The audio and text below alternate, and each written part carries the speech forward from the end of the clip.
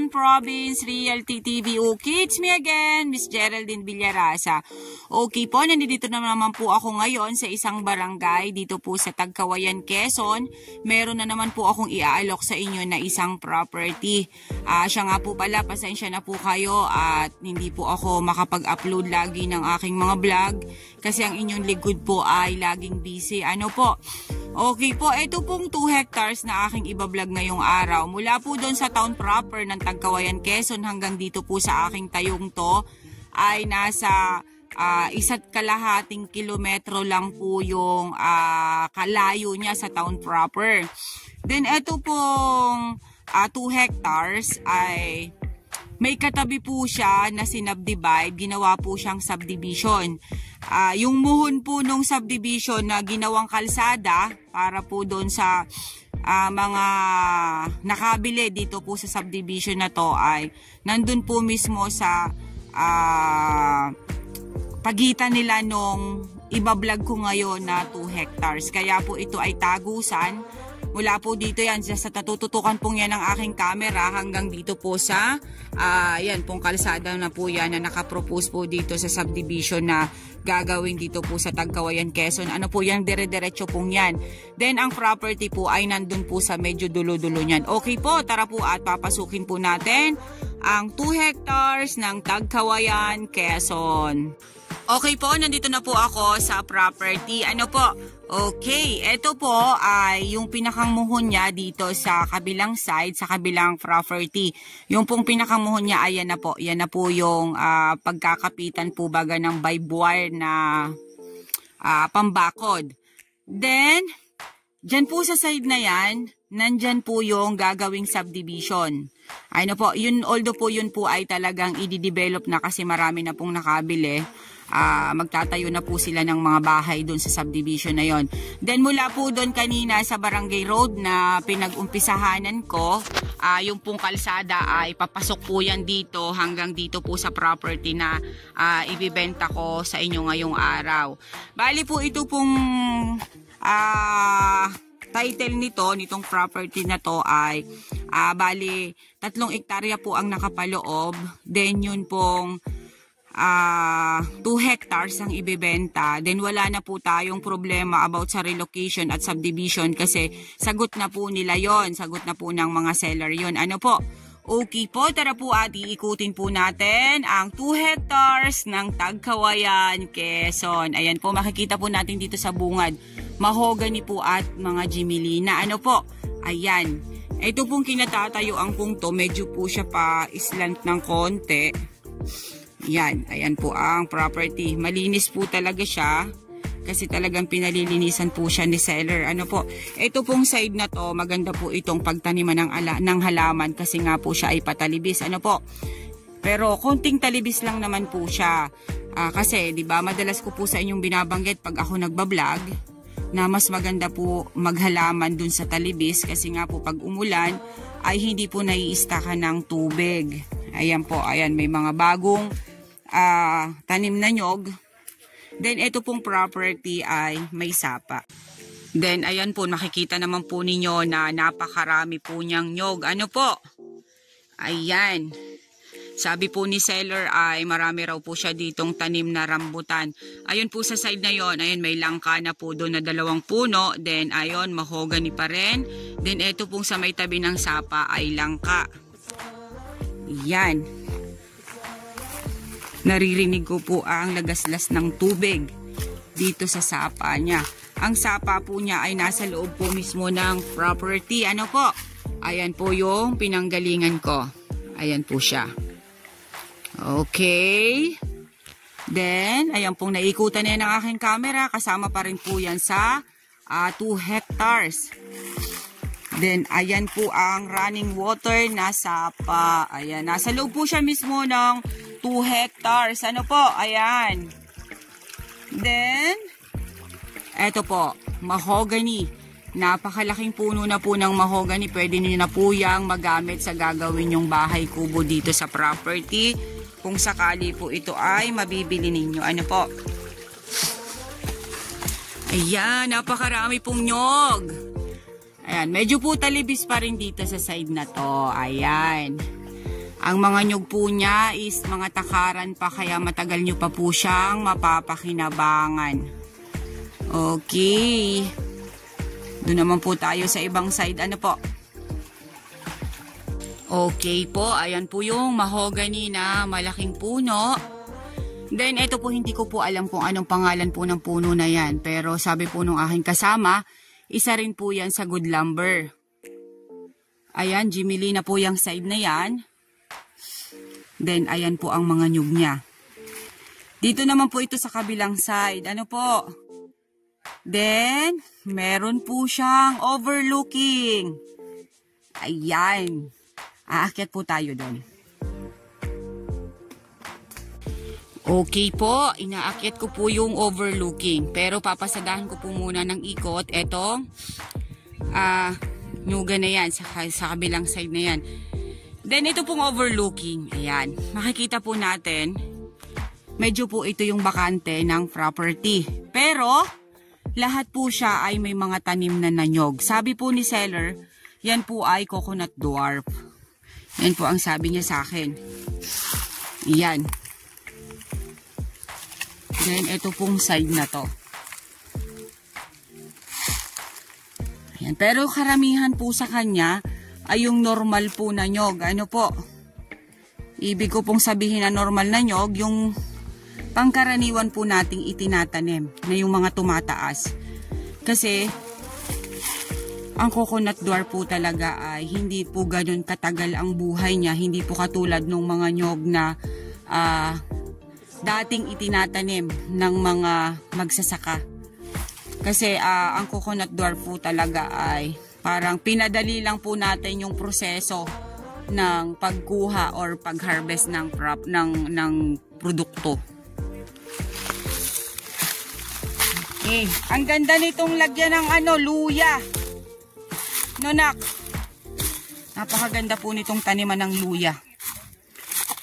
Lahat po ito, sir, coconut dwarf ito? Tapos rambutan. Okay, nasaan po mga rambutan nyo? Okay, yung po palang mga rambutan is mga pinatanim ni seller. 40 pieces? 45. Pero hindi pa po siya yung malalaki talaga siya.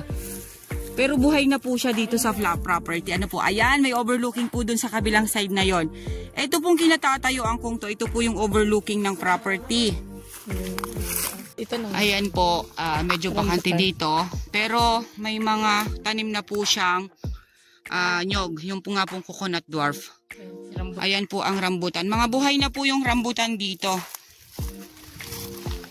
Yun nga lang po ay mga bata pa sila. Pero pag ito po nagsilakihan tong mga nyug na to dito, ay paldo naman po talagang makakabili nito. Kasi madali pong mamunga ang coconut dwarf. Ayan. Sa may patay na Damo. Okay. Mahalata naman daw po, sabi ni seller, ang boundaries kasi yung may patay na yan na damo, yan na po yung boundaries niya. Dito sa kabilang side na to. Kasi nga po yan po ay 2 hectares yung kanya.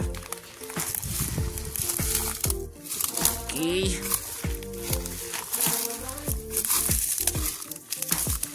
Ayan. Ito pa po ang rambutan. Ayan. Mga buhay na po siya. Talagang aalagaan na lang po. Para po madaling lumaki siya. Ayan ang coconut dwarf. Ayan. Ang dami rin po niyang nyog na yung normal na nyog.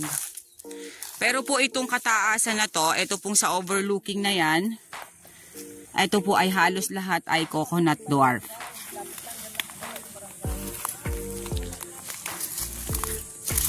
Dito po sa baba, sir, may barangay hall. Okay. Ayan po.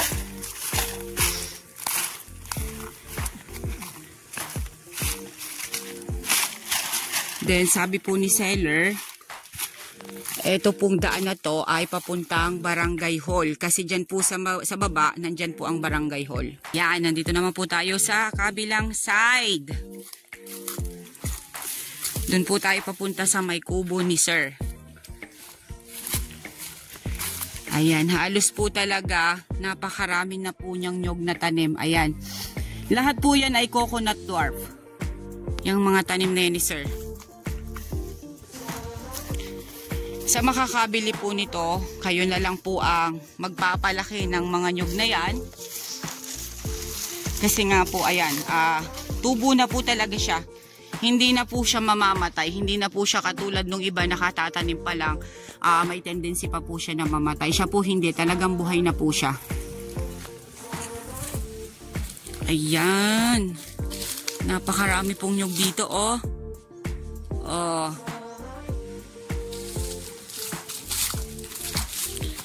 Then, ito po may langka dito sa side na to. Ayun lang po ang nakita kong fruit bearings dito, langka at rambutan.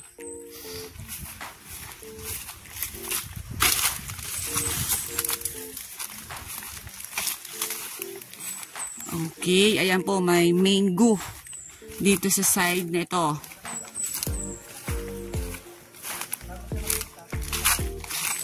Ayan, ang ganda po niya, oh. Diyan po sa side na yan, nandun po ang subdivision na dinidevelop.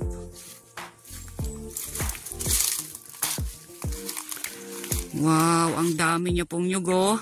Tapos yung nyug niya po ay mga takaran pa, talaga po matagal pa pong pakikinabangan.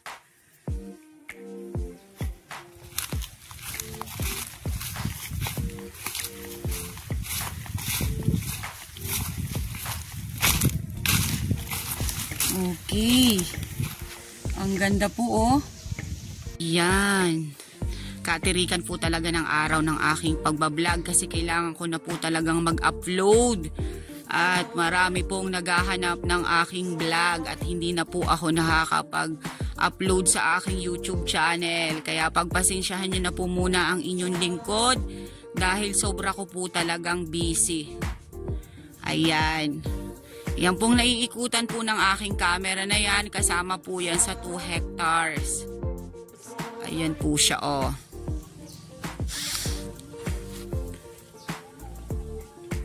I-maintain nyo na lang po yung linis ng property kasi may mga tanim na po siya. Doon po sa makakabili. Ano po? Kasi yung pong mga coconut dwarf na yan ay kailangan po talagang alagaan. Lagi pong malinis yung kanyang mga puno para po hindi naagaw ng damo yung sustansya na para po doon sa nyog. Ayan, hindi ko lang po sure kung mahirap po or maselan ang coconut dwarf magpalaki. Kasi ang karamihan ko po kasing nakikitang nyog is yung normal na nyog, yung tumatayog or yung tumataas. Ano po, ayan, may santol pa rin po dito sa side na to. Then ayon, meron po dong lukban sa side na yon. Yan po ang fruit bearings na nakita ko dito sa area. Ayan po siya, oh. Ito pong side na to, yan ang maraming tanim. Kumbaga po, may produkto na siya. Yan pong side na yan. Pero ito pong side na to, medyo po ito ay, yan nga po, bakante pa kasi wala pa pong produkto na ma-harvest dyan. Pero meron na po siyang mga nakaangkla na magiging produkto sa mga susunod na taon. Kasi madali lang naman po talagang mamunga ang coconut dwarf. Ayan. Ayan po, may tanim po siya ditong pidya sa side na to. Ayan, then eto may avocado. Then meron po siya ditong bahay kubo. Ano po? Ayan. Punta po tayo dun sa may kabilang side na yon. Ayan. Okay po. Kuya, avocado to, di ba? Ayan, may malaking puno po ng avocado dito sa side na yan. Then, ayan, ito po yung papunta po doon sa sapa, ano po na tinawid ko kanina, na nasa loob po mismo ng property. Okay. Okay guys, sabihin nyo na po ang property namin. Dito po ito sa Tagkawayan, Quezon. Mula po doon sa town proper ng Tagkawayan hanggang dito po sa area ay nasa 1.5 kilometers ang layo niya. Then yun nga po sabi ko sa inyo, siya po ay 3 hectares sa titulo. Then 2 hectares lang po yung ipinagbibili ni seller. Then yung about po sa relocation at subdivision plan ay sagot po nila. Then matured CLOA title. Yan. Then ang dami po niyang fruit bearings dito sa loob ng property. Then napakarami po niyang coconut dwarf. Then yung pong mga nyog niya is mga namumunga na. Ayan, makikita naman po natin. Ano po, ayan, may kalamansi pa rin po dito sa side na to. Then dyan po sa side na yan. Then ayon, guyabano. Then lukban. Yan po ang nakita ko sa property, and avocado. Yan po. Yung pong about sa price, mamaya po ilalagay ko na lang po sa details ko. Ano po, basta yun po, matured CLOA title. Meron po siyang road. Galing po doon sa subdivision na dinibelo po dito sa property. Okay po, once again po ako po ulit ang inyong site locator, si Miss Geraldine Villarasa. Muli po akong maglalambing. Pa-like and share po ng aking mga vlog, and pa-subscribe na rin po ng aking YouTube channel, Quezon Province Realty TV. Okay po, thank you po for watching.